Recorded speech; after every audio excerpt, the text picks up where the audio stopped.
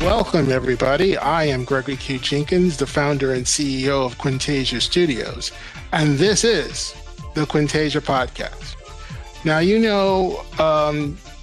we are big believers in diversity, and I have long since said that how we define diversity is a lot broader than merely upon racial and gender lines. One of the topics that rarely gets discussed, and it's certainly worthy of discussion, and our guests today are going to help us bring more exposure to this topic, is when we say diversity, we cannot leave out our friends in the disability community, and they need to be a part of the conversation. So please welcome to the podcast, Beth Holler and Dominick Evans. Thank you both for joining me today. Thank you so much for having us. Not a problem. So Beth, I'm going to start with you. Can you tell me about the mission of GADIM, and can you start by telling our audience what that stands for? It stands for the Global Alliance for Disability in Media and Entertainment. It was co-founded by me, a journalist in Brazil, and an attorney in Australia, to kind of have a global look at how we can get better representation of people with disabilities in media in all countries. And we're defining media very broadly, from advertising to film to TV to social media to stock photos, everything. And so our mission is tied into the United Nations Convention on the Rights of Persons with Disabilities, which has one article, I believe it's Article 8. Let me double check real quick. Yes, Article 8, which is awareness raising.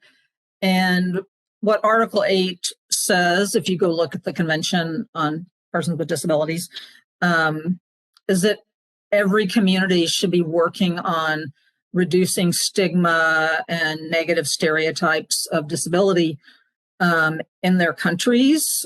And that means engaging with the media to try to get the media to have a better representation of people with disabilities, because it has real impact. The International Labor Association in Geneva, Switzerland, talks about, it has a reporting guide for journalists, and talks about how devastating it can be for actual people with disabilities in a country when they're being misrepresented. They're trying to go get a job, and everyone thinks that, oh, the government's paying all their expenses, so they don't need to give a disabled person a job. So it has real negative impact in a community if the country's media is totally misrepresenting the disability experience in that country.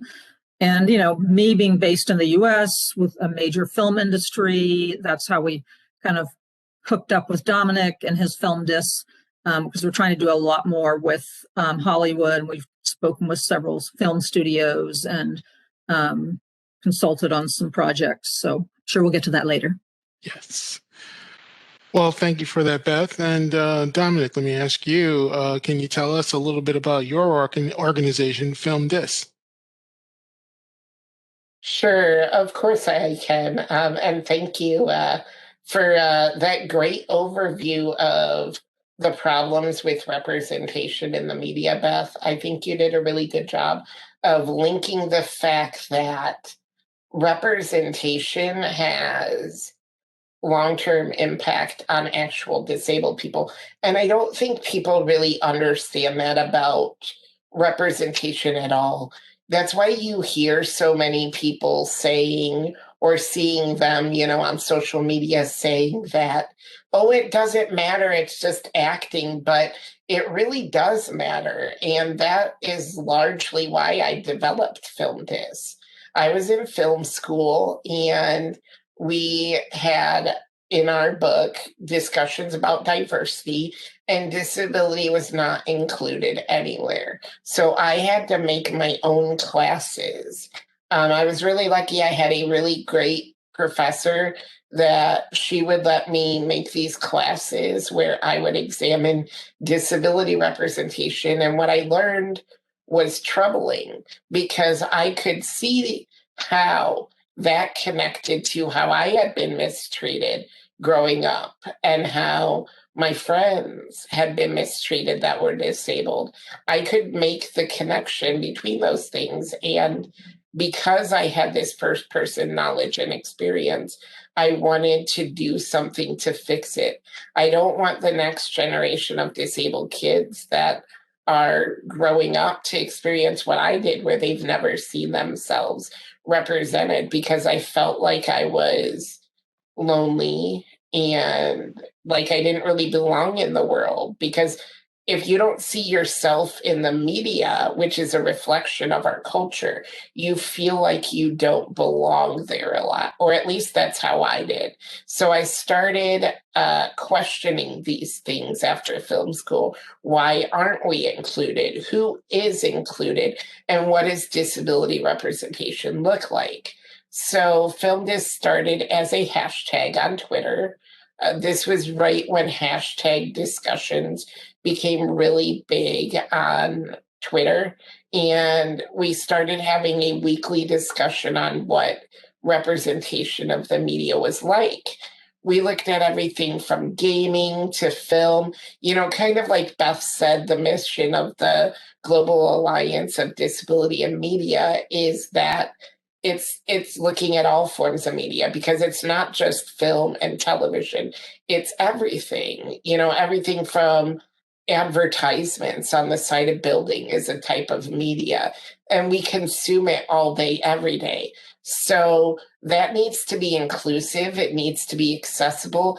And the work we were doing with FilmDis was mostly to provide awareness. Well, it got to a point where we talked about the topics over and over. And I would have people say, why do you keep saying this? It's the same discussion over and over.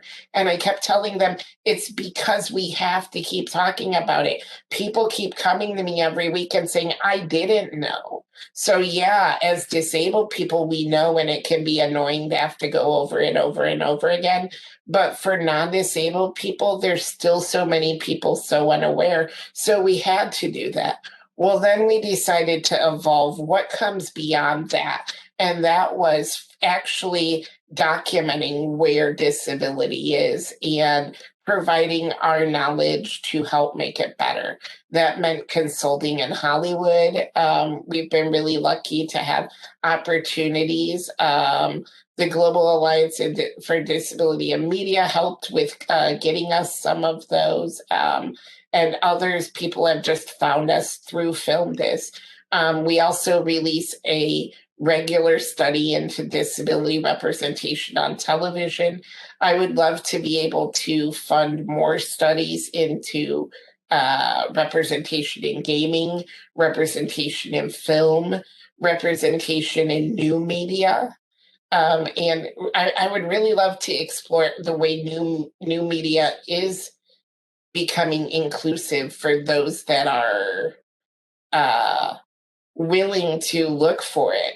A lot of times new media is being created by disabled people, so it's necessary. And we're seeing all these capabilities. For example, I just directed a huge project from my bedroom, laying right where I am now. I lay down a lot because of chronic pain, and I'm just more comfortable here. I'm not in pain. If I was up, I would look miserable right now. If we were talking with me in my wheelchair, I'd be miserable. And I wouldn't have the ability to concentrate so much on what I'm telling you, which I feel is inherently important. So I do what I can now. I got to a point where, and you even have these internalized stigmas. I didn't want to show myself for years laying down and working, but then I heard other disabled people were afraid to show themselves. And I just was like, you can do this, Dominick. You're the type of person that can. So just do it, suck it up. And whatever people say, you're used to it. You're used to the mistreatment. And what I learned was other disabled people are now showing themselves laying down. They're being proud of being able to do their work wherever they can.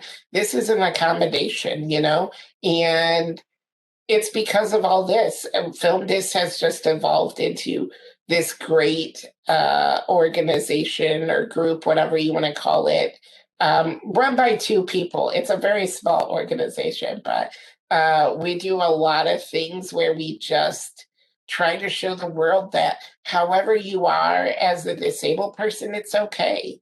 And you deserve that representation and space in the world.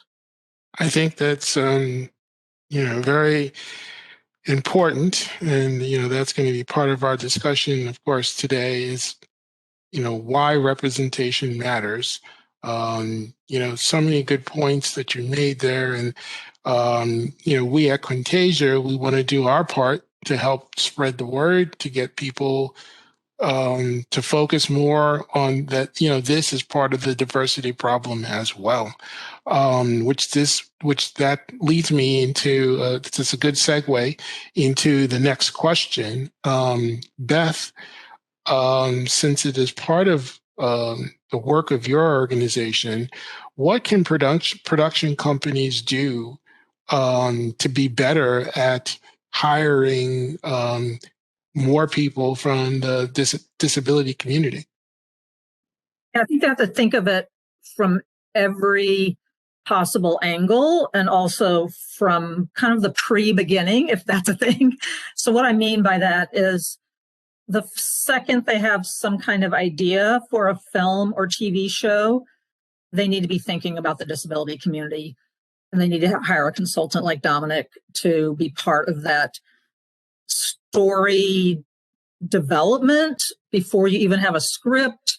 And, he's going to have a million ideas about how you can be more diverse and include people with disabilities. And I think it's not even been happening with racial groups either. They're like, oh, this is a project that has a bunch of white people. I'm like, well, why does it have to have a bunch of white people? That is not a place to start from. I think most places should not just think of disability from the beginning or the pre-beginning, but all diversity groups, because you want to see the world that you live in displayed on the screens that you look at. And, disabled people are 26% of the American population. There are 1.5 billion people on planet Earth that have a disability. So they're a really huge group that should be part of every media representation. And kind of a little segue into advertising. Advertising in the US has to hire actual disabled people because of our truth in advertising laws. So as much as people gripe about, oh, we don't want to see ads, here's the one medium that has always had to hire people with disabilities when they're representing disabilities. So they get it because a lot of times it's reinforced. Back in the 80s, the Target chain would put disabled models in their little newspaper flyers that came out on Sunday, and there were disabled models in there. The Target Corporation said in the late 80s, early 90s, they could actually point to products advertised by disabled children, teens, adults that sold better than other products. People with disabilities were voting with their dollars. And I think that's another big misconception. Oh, we don't have to consider the disability community. They don't go to the movies or they don't have any money, which is, of course, very wrong. So at that very pre-beginning stage, the idea starts, and then Dominick's there to help guide you to make sure that you have disabled people in your crew, as extras. So we're not even just talking about the main star should be a disabled person. Perfect example. We don't know how it's going to shake out, but they just announced the 2 leads for the movie version of the musical Wicked. which has a disabled character in it. I saw it on Broadway, and it was quite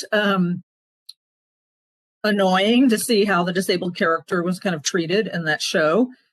But here's a chance. I mean, two very famous singing actors are going to be the two main people in Wicked, but the sister of one of them is a disabled person. So they better be thinking of hiring a disabled actor and actress, because it's a female character or female identifying character. But that doesn't mean it has to be a female character. That's the other thing, is that they make all this artistic license with everything.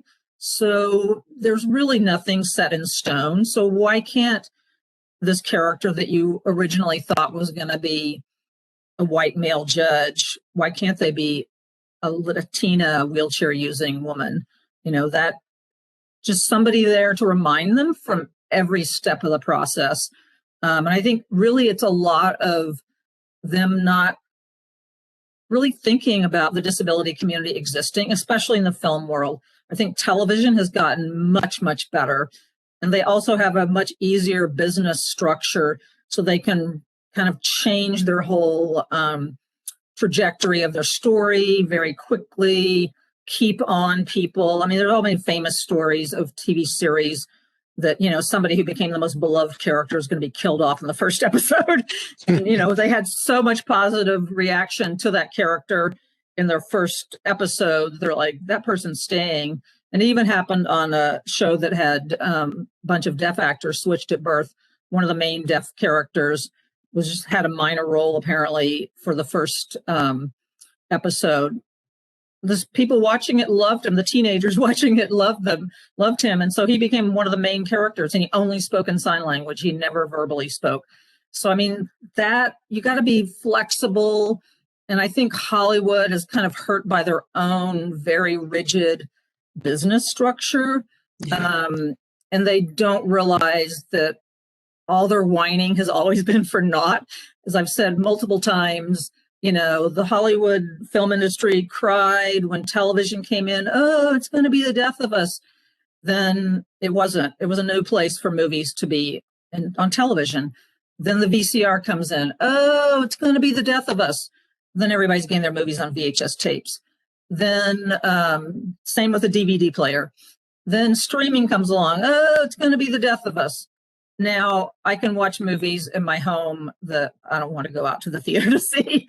And so I think, they need to loosen up their mind. And too often, Dominick and I have talked about this a lot of the film studios will start asking us for feedback when the movie's already done. That gets no one nowhere. And I'd like to call out kind of that behavior, because it's a way to kind of do signaling that you were trying, but you're not really trying if you're doing it with the movie already out.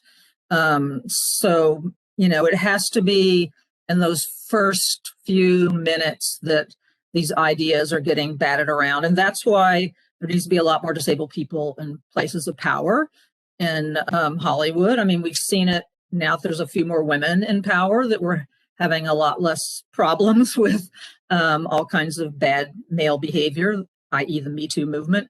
So, I mean, I think once they realize that they need to be diversifying in so many ways that also includes disability, their product will get so much better. That's what I think they're not understanding is, yeah, they may lose money on a couple of projects because they went a more disability authentic route. But from then on, that's going to be a popular film, and the disability community and everyone that loves somebody with a disability will be there promoting it, and it will, take off. And then we'll see there's so many more storylines too, if you will include the authentic stories of people with disabilities, because we've pretty much done all the cliches that can be out there for films. So why not do some authentic news stories that Dominick can tell, and other disabled directors and artists and actors and theater and writers and everybody. I mean, think of how much more rich our media landscape would be when we get to tell all the stories that haven't been told for centuries that come from the disability community. Study after study has shown that diversity, diverse movies make more money. Yep. They do. On average, they make more money. So it's not a money thing. In my own experience in trying to get stuff made, in going through the traditional structure of how financing is put together, I can see the obstacles. I can see because particularly the people financing it, the phrase that I hear a lot is, wash, rinse, and repeat. And, they just want something that's the same, but a little different. That's basically their mantra is give me something that's the same, but a little different. And, unfortunately, when, okay, you had one movie that wasn't diverse at all and it made money.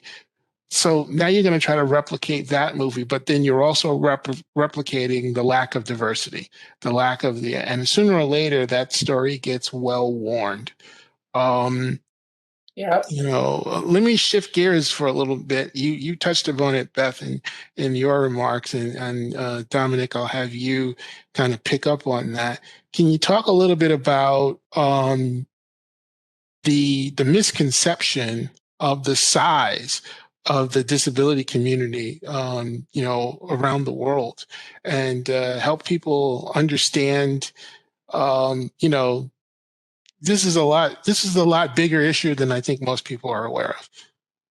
It really is. And Beth kind of highlighted the numbers already. We're about 1 in 4 people, basically. We are 1.5 billion people in the world. And the problem is that most people only think disability is something you can see physically, or you're intellectually disabled, or you are, you have like a sensory disability. Those are kind of the three, and little people. So those are the three, and the three groups beyond. So little people, those of us with physical disabilities, usually wheelchair users. You can't be a cane or crutch user usually that much unless you're Tiny Tim.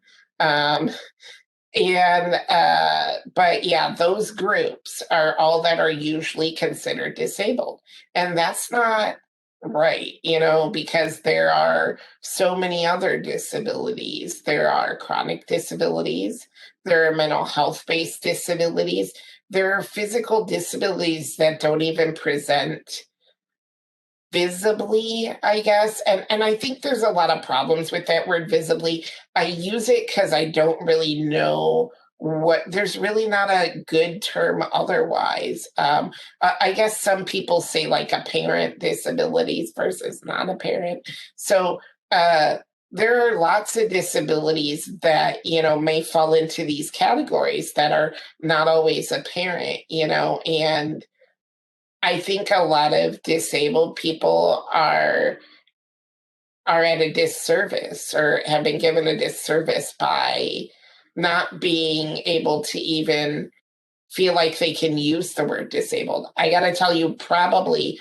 once a week, I have someone ask me if they can call themselves disabled. I had somebody post to me, I'm a part-time wheelchair user, because I was talking about wheelchair users. And I said, part-time wheelchair users are wheelchair users. And that blew that person's mind, because nobody had ever told them it was okay to consider themselves a part of the disabled community.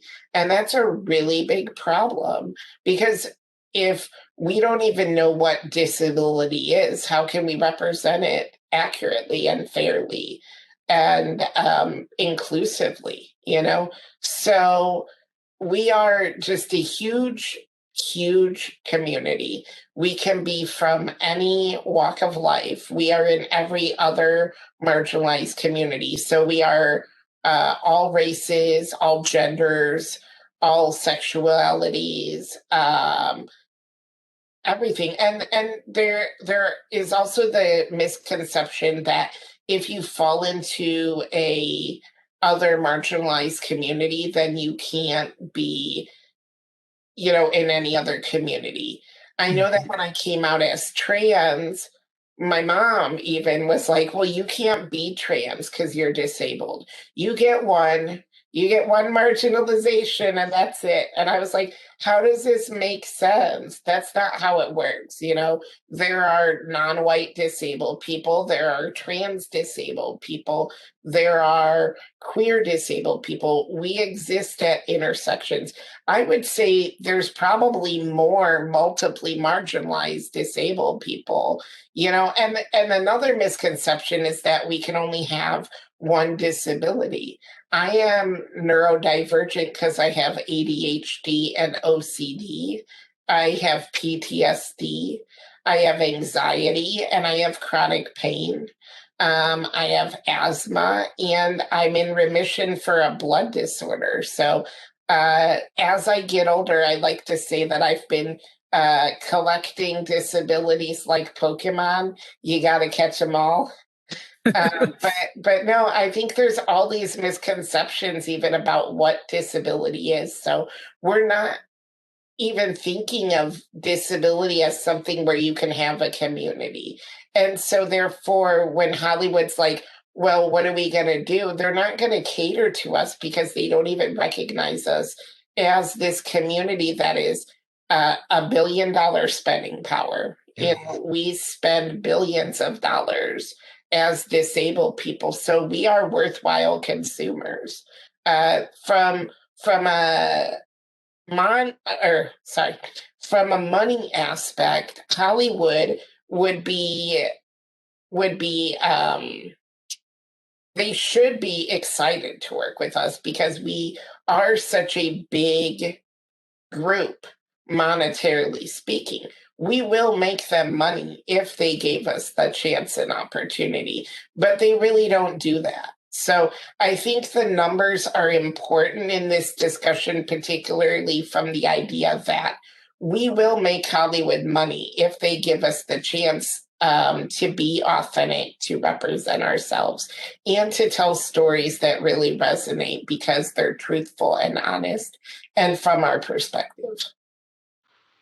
Well, first, I'm going to take this opportunity to take a small break. For those of you who may have not joined us at the top of the podcast, you are listening to the Quintasia podcast, and our guests today are Beth Holler and Dominick Evans, and we're talking about diversity, specifically the diversity, which needs to include the disabled community, in that conversation. And I just wanted to follow up on something you just said there, Dominick.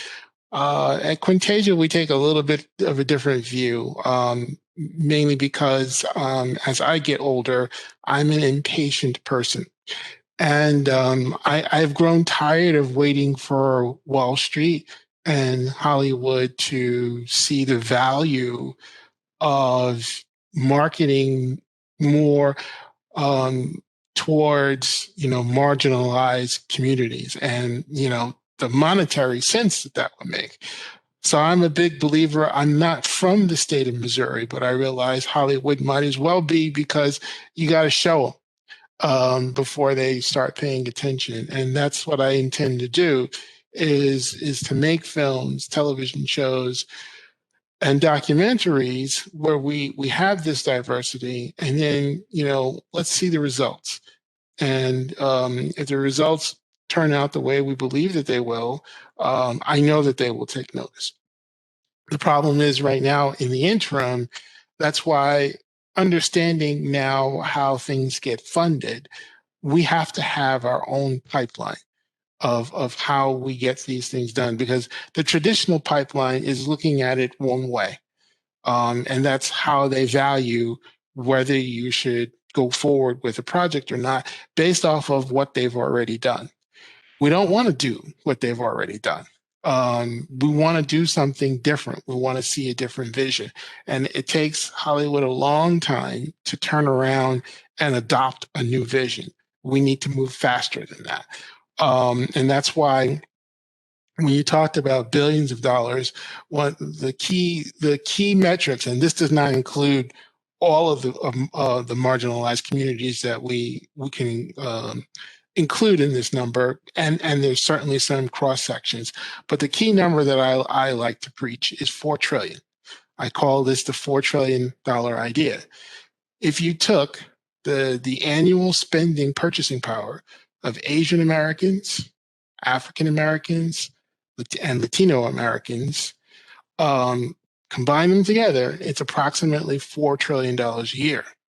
Now, in that community, you have those that are transgender, you have those that are in the disabled community. So there's a lot of cross sections in there too, and that also includes women, which are also vastly underrepresented.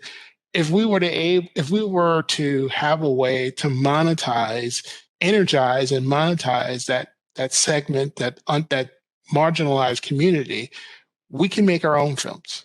We can finance our own films. And I believe strongly that that's what has to happen if we want to see the type of change that we want to see. But that's my little soapbox that I will get on there, and that's what we're working on.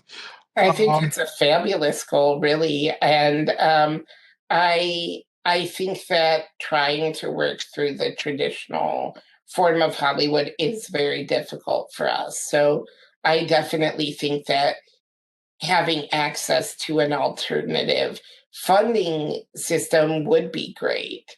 I know that a lot of what you said just basically about how, marginalized communities are kind of left out, just financially resonates really well because, as a filmmaker myself, nobody wants to invest in you when you are a disabled filmmaker. They don't. So, and really, how do we come up with these kind of funding sources? So I think if there was, a way for marginalized filmmakers to have access to funding and kind of say, forget you, Hollywood, I think so many of us would jump at that chance to be a part of that. I think Hollywood has an originality problem. They like to hire the same creators. Just look at television. I see this all the time because FilmDis does a study, like I said, and last year we watched 250 shows. We watch shows all the time, and we see them by the same creators. Greg Berlanti and, the guy who does American Horror Story, Murphy. I can't think. Yes. Murphy. Yes, Ryan Murphy. Ryan Murphy. How many shows do they have on their own? Like what? Greg Berlanti has 14 shows he directs or something, So when you're giving 1 or 2 or 3 people all of the creative control and opportunities, it really puts the most marginalized who aren't getting these opportunities on the fringes, So and also, I feel like this is why we are seeing so many reboots and and not just like movies, but television is recycling.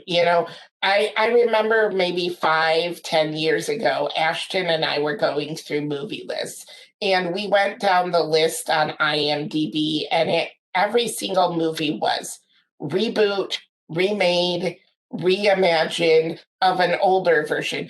And I also feel like personally, it's a really big disservice to marginalized communities to say, we're going to take this show that the non-marginalized community had, we're going to make it for your community. Why can't these communities have their own shows and their own stories? Why do they have to recycle the old ones? You know what I mean?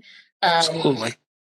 And so also, there's a couple of times where they actually do what I consider a decent reboot because they send it to a whole different community. Yes. Like One Day at a Time, being a totally Latino show now and having disabled characters and, disabled actors involved. So that was a good example that's not the norm out of all that what Dominick's talking about. It's true. It's true. So it can be done well, but usually it doesn't.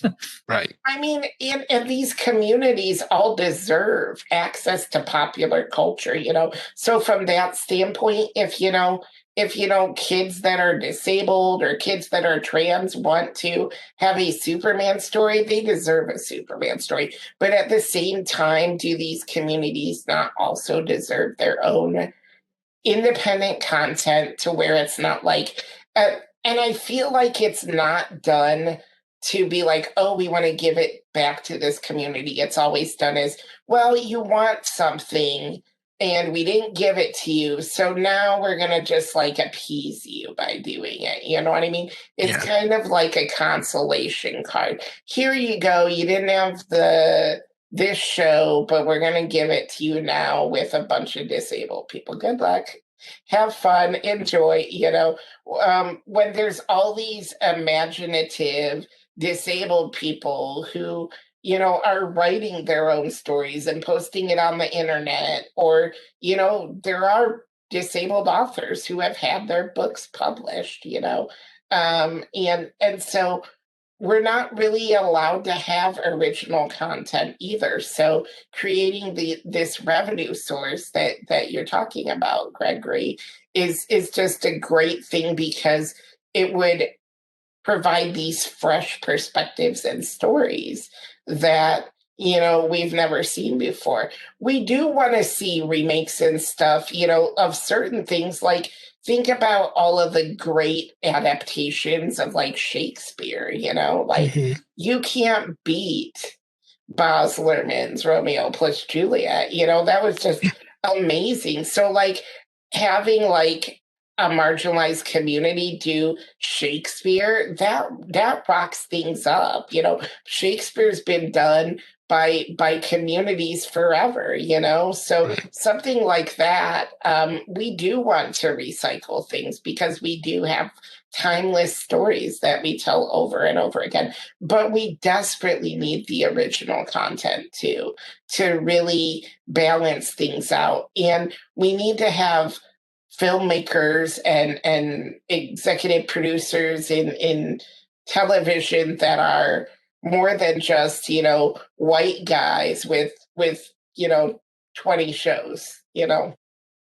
Give some. I can list all kinds of projects that are ready to go that Hollywood will not give a nod to. They're from diverse people with disabilities from all over the country. I mean, that's one thing that's been good recently, is a lot more disabled people. The book publishing world is actually embracing disabled people, and they have lots and lots of memoirs out there. And a few of those are getting development deals, but there's a lot more stories out there that people with disabilities have them ready to go. Scripts are ready to go and they're not getting a nod. And I just noticed, I don't know if you guys have heard of Josh Sundquist. He's very popular around Halloween because he only has one leg and he does all these really, really creative Halloween costumes. And so he was posting a month or so ago about them hiring a disabled kid actor to play him. He's gotten a deal with Netflix, so they're doing a story about him as somebody with a leg amputation. And his background, I don't think it has anything to do with the media world, but he's basically gotten attention because he's a really creative guy, and millions and millions of people follow him to see what his Halloween costume is going to be every year. And so here are people that are leveraging people with disabilities leveraging social media and getting media deals. There's just so many people that there's a million stories coming from the disability community that they could be doing right now, ready to go. And they just don't think. They want to do all this recycling, like what Dominick's talking about, and they can't think about doing recycling even with a disabled person, in the show or whatever. It's like I said, they just want to take what worked, and this is plaguing not only the film industry, it's plaguing the music industry. It's taking the artistry out of it and trying to treat the art as if you were making a widget. This is not a widget. You can't just, it's not an assembly line, and that's what they want to do because they believe like, I won't say because I actually have a lot of respect for this particular event. I was recently attending this year it's an online event, and they actually had a panel about how you could do casting by using artificial intelligence. And I said, oh boy, you want to talk about just a horrible idea? Because I know who programmed that thing. And I guarantee you it wasn't people of color. It wasn't, a disabled person. So whatever biases, unconscious or not, that those programmers put into that program are just going to be perpetuated by what the AI outputs. And there's no foolproof way to say, yes, this movie's going to be successful. But we all know it starts with a great story. At the end of the day, it starts with a great story. So why not invest in finding more great stories? And you have a whole treasure trove of great stories that haven't been told yet, from marginalized, writers. I would don't get argue it. that the stories have come back around in importance because of streaming. I actually used this article in my class a few years ago. It was actually a Hollywood producer back in like 2012 when there was early streaming, saying that there was no longer these blockbuster stars. I mean, the old business model in Hollywood films was we had to have this $1 million star, a Will Smith or whoever, Julia Roberts, to carry our movie. And what he was noticing once people could watch movies in their home with streaming and didn't have to go out to get it rented at a DVD store or whatever, was that people were wanting the story. They were getting hooked into things because of Netflix or Hulu or whatever they were watching. And the story became the most. So then the Netflix algorithm is not telling you about more shows with Tom Hanks in it anymore. It's telling you, oh, you like this sci-fi show? Here are some other sci-fi shows. I mean, I was talking to Teal Shearer because I interviewed her for the next book I'm writing about disabled media creators. And, she desperately needs her web series was called My Gimpy Life. It is perfect for Netflix. It's already fits within the algorithm. So after you've watched Special, it could pop up and say, you watch Special, you would like My Gimpy Life. I mean, right. But she was almost a pioneer because she was before the streaming world. So that's why she did the web series. And I've tried everything possible to get Netflix to her content is there. Just put it on Netflix and give her some money because I think I use her show in my class. They're short webisodes. They're about the length of Ryan O'Connell's special. And all my students, they have to watch only 3 episodes and they watch all 2 seasons of her show because they love it. They're like, I've never seen anything like this. This is fantastic. And, I think all the stuff that I show in my disability and media courses, most of the students do a deep dive after they've been introduced to something. They're like, this is awesome because they care about a good story, a good performance. They don't really care who's in it because that has fallen away. Those stars cannot carry shows into these theaters that we don't want to sit in anymore. But unfortunately, the people who are financing films, though, they are still very much tied to that old model. In that, and I attended panel after panel, and there seemed to be a consensus. Like, if you wanted to make a movie above 10 million with a budget above $10 million, you had to have somebody attached. Somebody famous attached to be able to raise that kind of money. Anything above the 10, and really maybe you can make an argument $5 million is more the target. But they don't have to be, like I would say between 5 and 10, you don't have to have like a Will Smith, but you have to have someone who's recognizable. You just won't get backers. If but suppose that they're great actors, but they all happen to be unknown. We, the audience, I've made this argument many, many times. We do not care. I do not care if I've never seen this person before. What's going to attract me to is the story. And if this person is great in that story, well, then now I'm going to start to follow that person because they demonstrated, hey, if you give them good material, look what they can do with it. So they just created new fans by allowing me to see their work for the first time, maybe. Or maybe I've seen them before, but they were in minor roles and I never really paid attention to them. But now, they're in a leading role and I'm like, wow, this person is really great. That happens over and over and over again. But anyway, I'm going to shift gears for another to ask the next question, to throw this out there, but I'm going to preface it with a couple of remarks because I myself didn't even know what this meant, and I had to go and do some research. So those of you out there may have heard the term day and date. The new day and date models and lawsuits went flying. Scarlett Johansson sued Disney. And I could say more, but I'm going to be safe and not say more.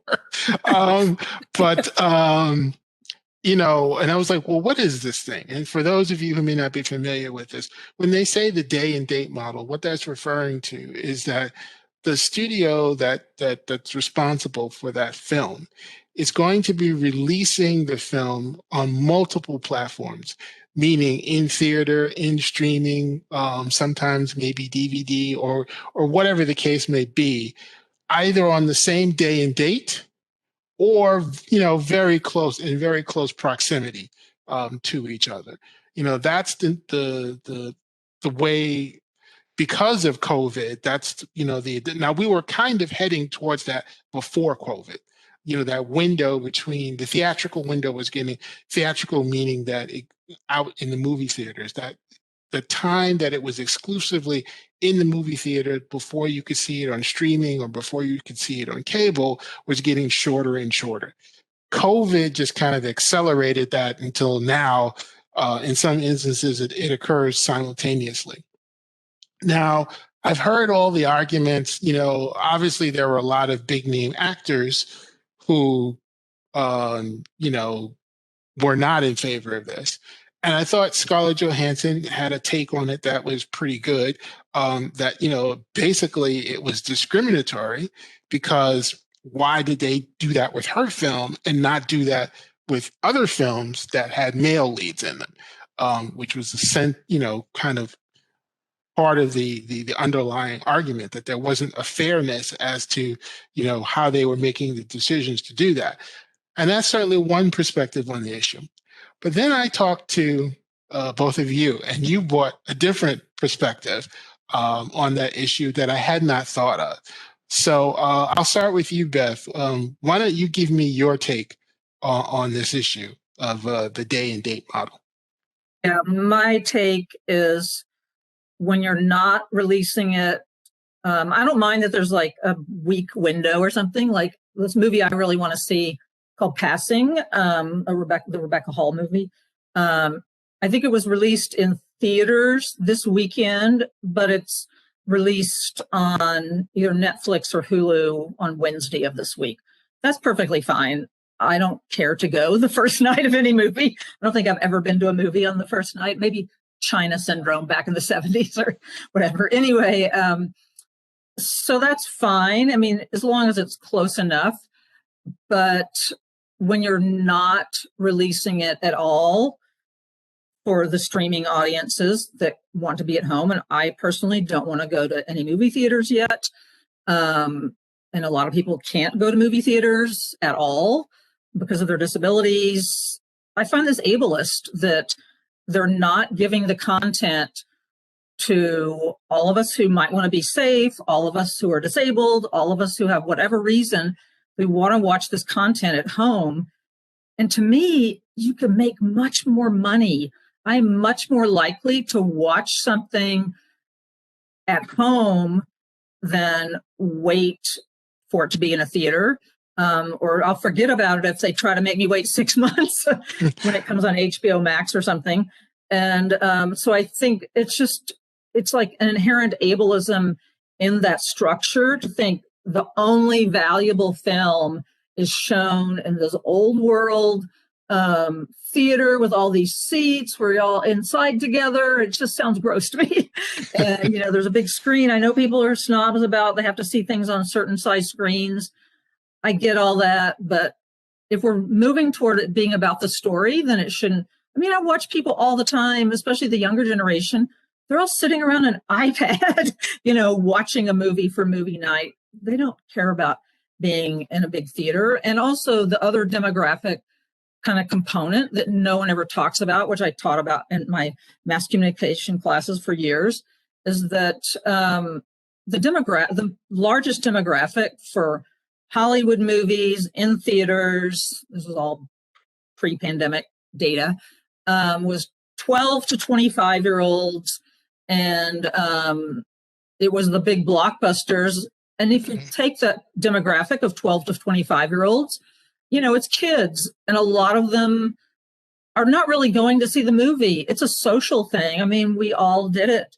If we were able, when we were kids, you get a group of kids and we're going to the movies, mom and dad. It's a way to have something, a place that you could all be dropped off and a thing that you could all do together that wasn't going to get you in trouble. And, and also I think it's really affected the content of movies, when Transformers was the #1 movie in America. And there's also research that shows that American audiences, like a lot of them, actually reject a movie if it has Oscar buzz, because most Americans don't care to see those kind of talky social issue movies that are a lot of what Oscar movies are. So I think the day and date issue now, when we're hopefully in the last year of the pandemic, fingers crossed, it just comes off as even more ableist because, I hear it on the TV when I'm watching commercials while I'm watching Hulu, because I have the cheapest version of Hulu. And they're saying, oh, this, Ghostbusters Afterlife, the new Ghostbusters are coming out. They're so proud of it's going to be released only in theaters on this date. I'm like, yeah, think of how many disabled kids now can't go see Ghostbusters Afterlife. I think that's his name. You're hurting yourselves. Think of how many more millions of dollars people are going to beg their parents to get HBO Max or Hulu or Disney Plus. It's just going to make all the streaming platforms have more and more people, and that transfers money into the pocket of these Hollywood productions. Yep, and I think there's only been one film that I would ever say, yes, go see it in the movie theater. And that's Titanic, because when I was 16, my niece was staying with us, and we went to see it 4 times just because for me, it was the scene where the boat goes down, seeing those gigantic rudders come out.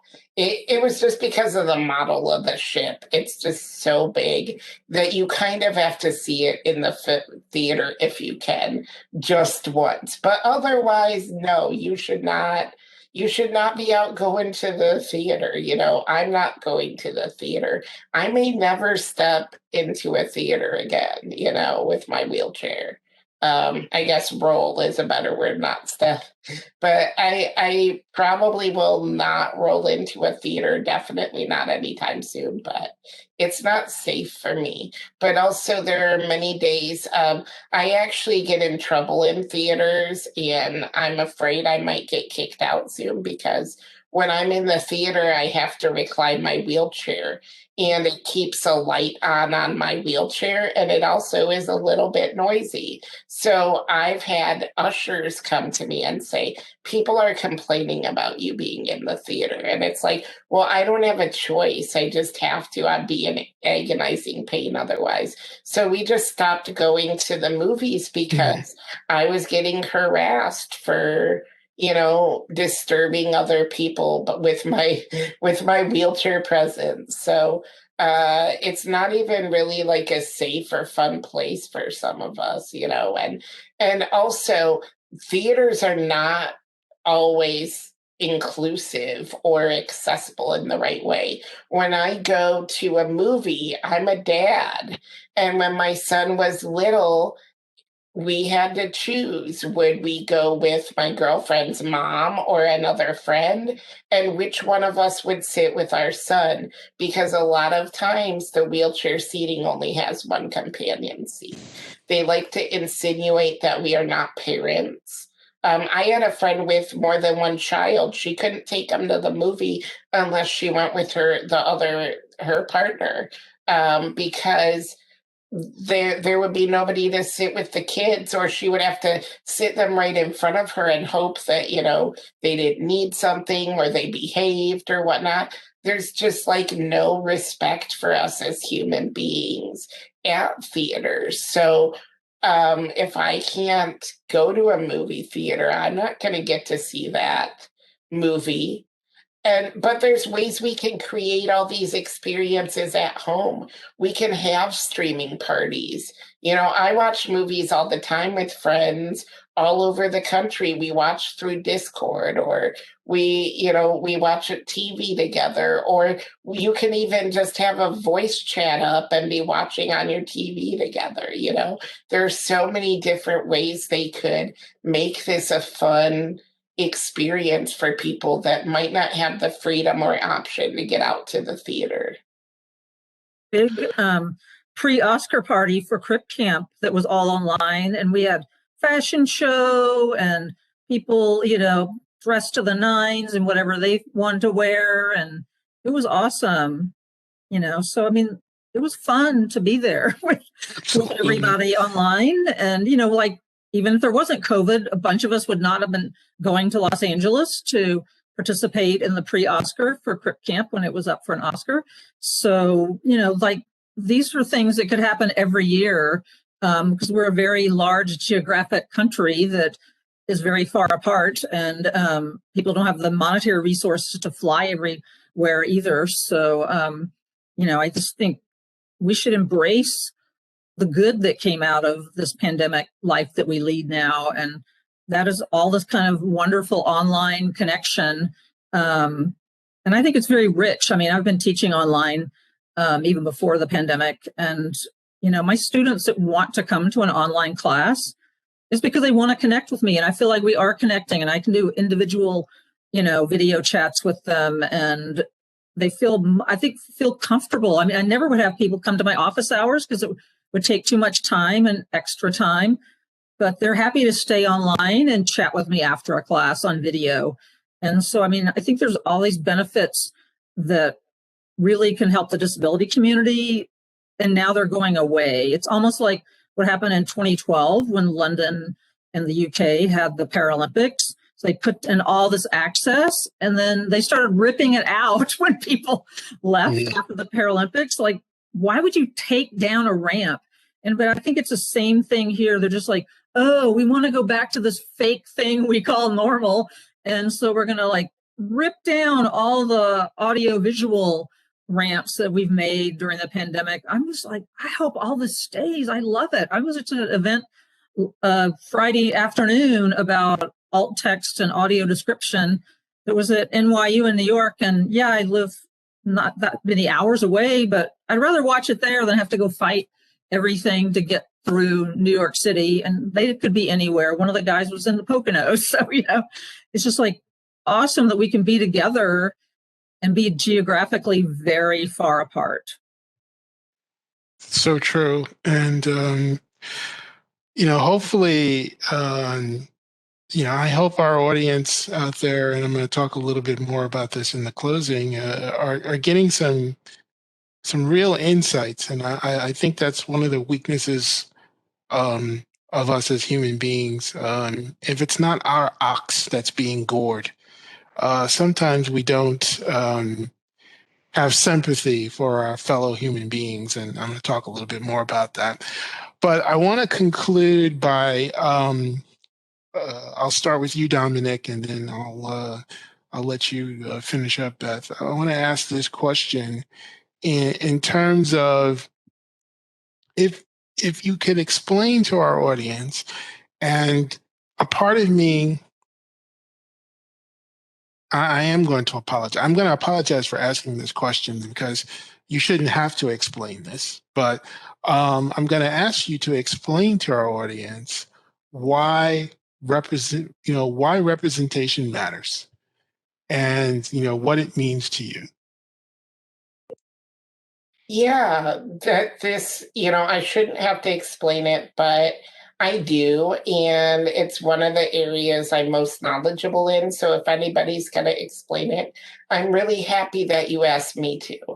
So representation is important because when we're looking to understand people or even the world we live in, we look to the media.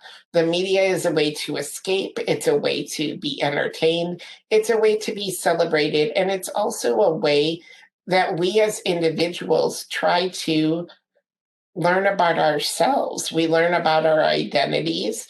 We learn about our place in the world. And if you're not represented, you don't feel like you have a place. I know that I spent a really long time thinking I didn't belong in the world. And that's really horrible to feel when you're a little kid. I felt like my life was not worth living. I was suicidal every day from the age of 5. Imagine that, 5. I was suicidal from the time I was 5 until I was in my early 20s. And do you know what happened that made me change? I met other disabled people. I realized that I had a place in the world. I realized I was not alone. I realized that I had value in some way, that I was able to do things, that I wasn't a waste of space.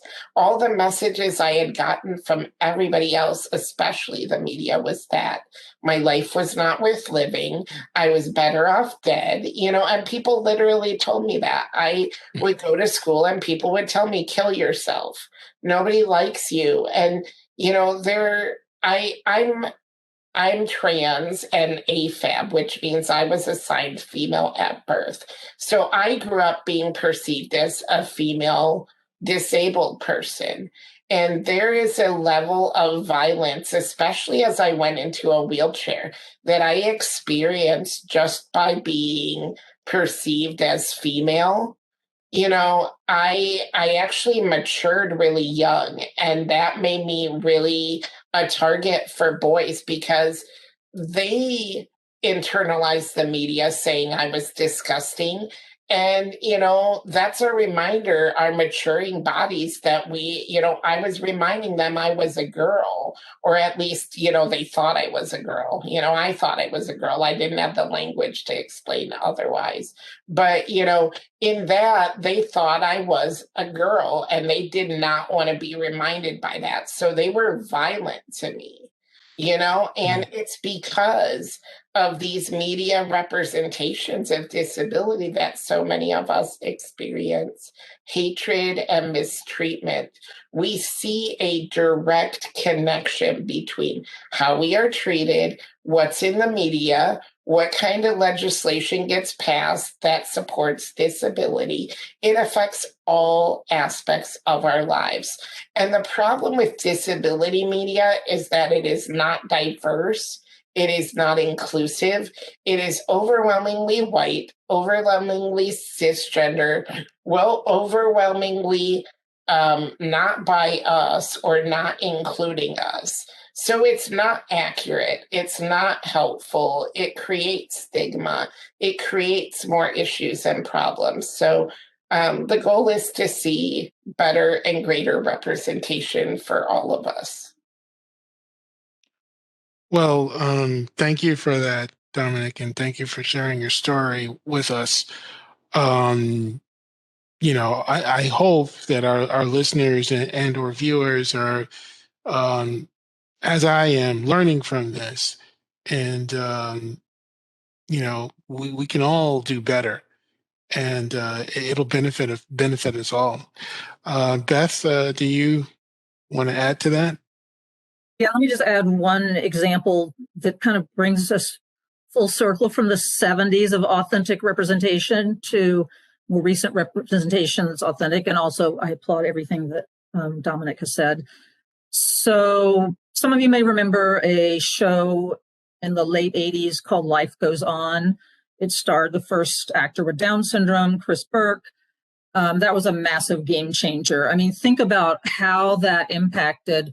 We're just in the early days of even understanding that people with Down syndrome didn't necessarily have an intellectual disability, could live at home, could, with early intervention, go to regular schools. And, like we were just like probably a decade away from people being thrown into institutions when that show came on.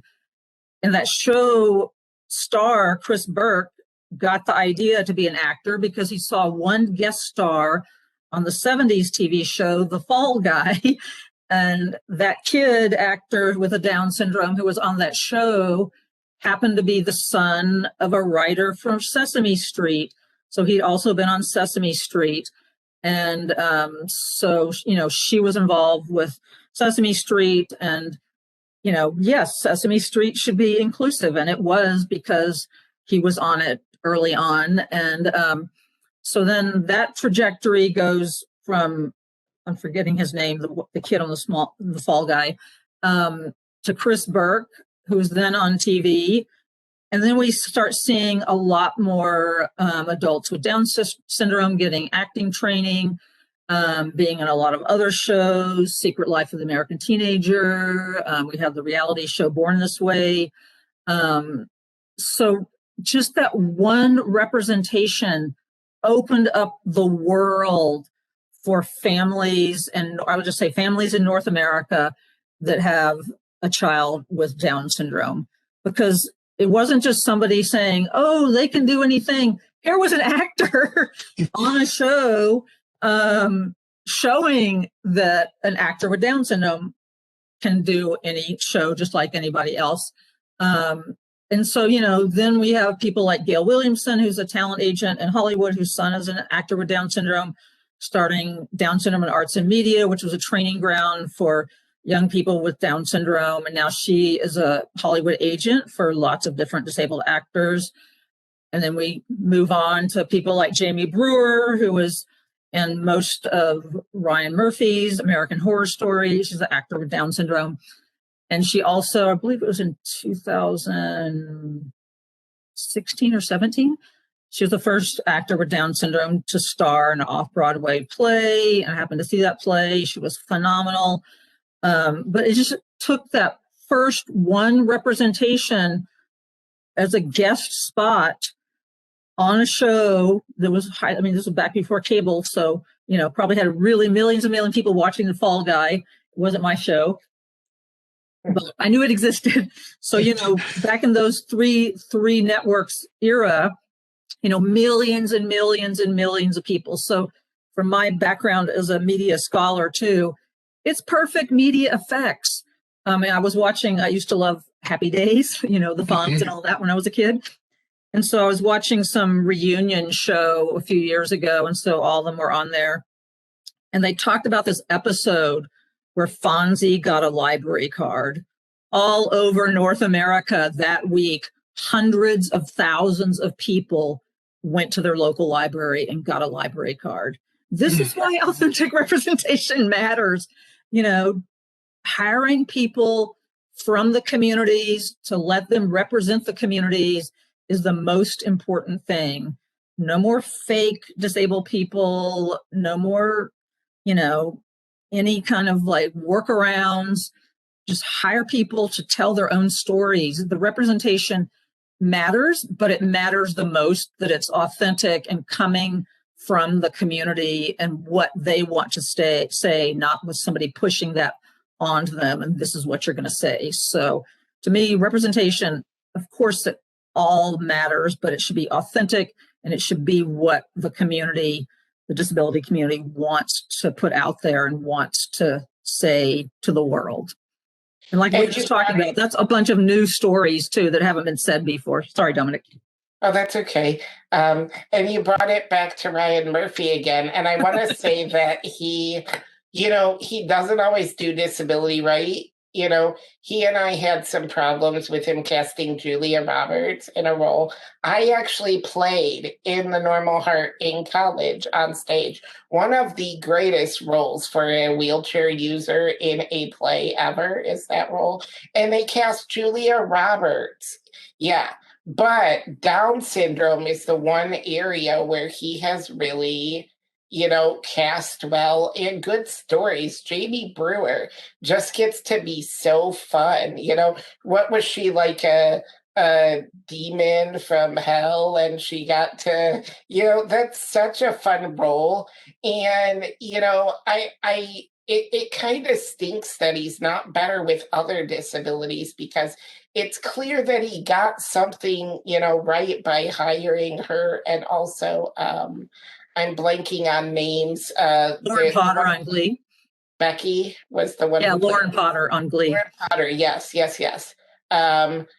Just having them on various shows, but now we want more diverse Down syndrome representation. Now we have a lot of white people with Down syndrome. We need more diverse Down syndrome representation stories. And I hate that feels like this is the way Hollywood goes. First, we get the white disabled story, and then we get everybody else. And that needs to change too. Why don't we just have, a more diverse disabled person play the role to begin with, but this is Hollywood. We've been talking all day about how we work in stages and steps, Well, I want to thank you. I want to thank our guests today, both Beth and Dominick. Your stories and your insights have been terrific, and I hope everyone out there, you've enjoyed this as much as I have. And I'll leave you with this final thought. My sincere hope and wish for this world is that we rediscover our humanity. At some point in our quest for so-called civilization, life can be a daily grind, no question about it. And, we can get caught up in our own survival and our own, struggle to make ends meet.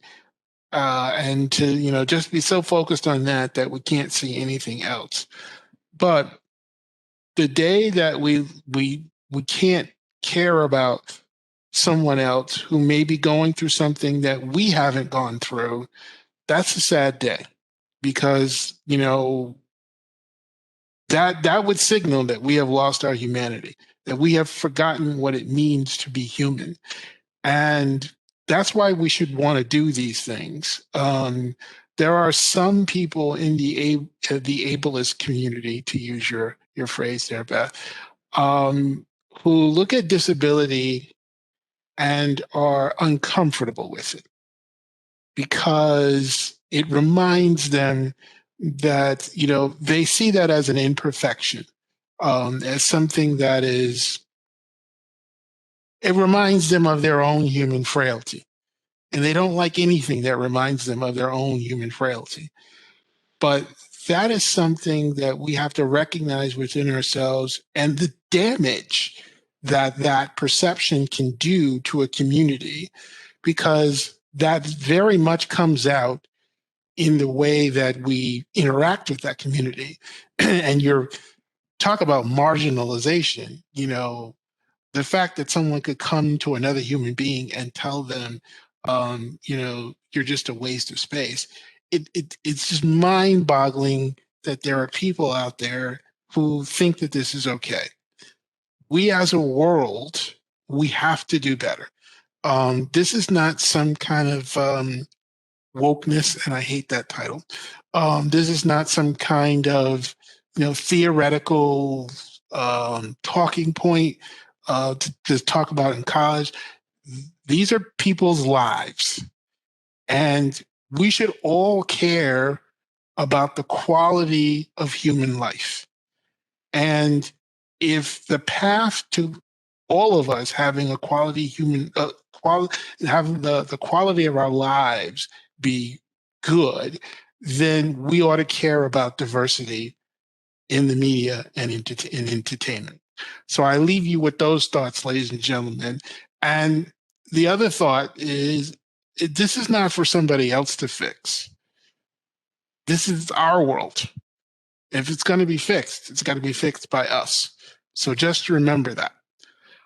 So thank you, everyone, for tuning in. Thank you, Dominick, Beth, for your stories. This was a great conversation. We would definitely love to have you back. I'm Gregory Q. Jenkins. Once again, unfortunately, we missed our partner, Harv, today, who could not be here, but rest assured, he will be watching the replay, and he's here in spirit. So I want to thank you all, and I'm going to sign off for now, and I'll say bye-bye until next time.